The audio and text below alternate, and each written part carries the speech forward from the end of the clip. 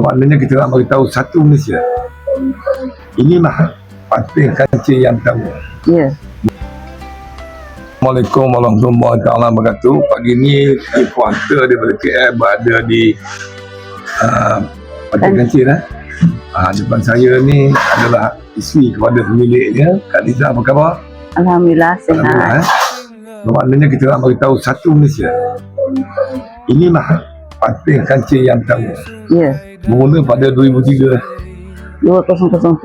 2003, mana sekarang dah berapa tahun? 23 tahun. Jadi terletaknya di Kampung Bangau Tanjung. Ya, betul. Tak penuh inilah yang original. Inilah hidangan dia, side dish dia memang original daripada akak dan juga suami Ya. Jadi kalau anda nak tahu, inilah salah satu kedai yang dapat anugerah Puanta di Temerloh. Jadi depan ni tak lama lagi ada signboard dan di sinilah kita buat pengamalan kita. Jadi pada pagi ni kita bersama dengan Cik Lasa daripada panel Puanta dan kita rasa dengan lidah kita sendiri. Okey Kak, apa Kak nak beritahu kepada orang yang menonton video ni? Satu minit. Okey, datanglah ke kedai saya dan rasa sendiri masakan patin yang ori dan patin tempoyak yang ori. Yang cukup terkenal. Ya. Laku keras kan? Dia laku keras kan? Tapi tu dia ada side dish sampingan, ada toge, ada ulam-ulaman, ada ikan goreng talbia. Ya. Ni ikan goreng patin goreng. Jadi selepas ni kita akan buat video makan.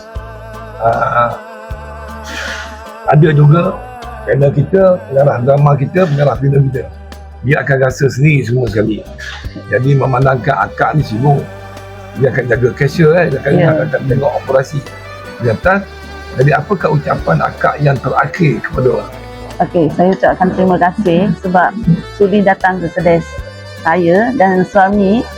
So memang terima kasih, alhamdulillah tak terhingga. Suami sahabat saya Kak. Itu ada ya, betul. Dah kenal dia dekat daripada budak lagi 2 ya. tahun. Jadi hari ni bertemu balik kan. Ya, betul.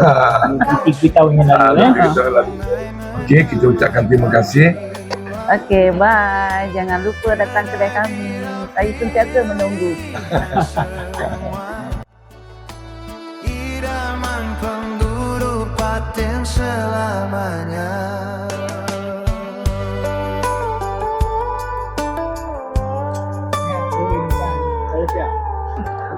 Kita dah melantak semua dah ke darah, dah buat food test dekat Patin Kancil yang original bermula pada tahun 2003, dah hampir 20 tahun lebih nak tahu lokasi dia, Kampung Bangau Tanjung Temerloh.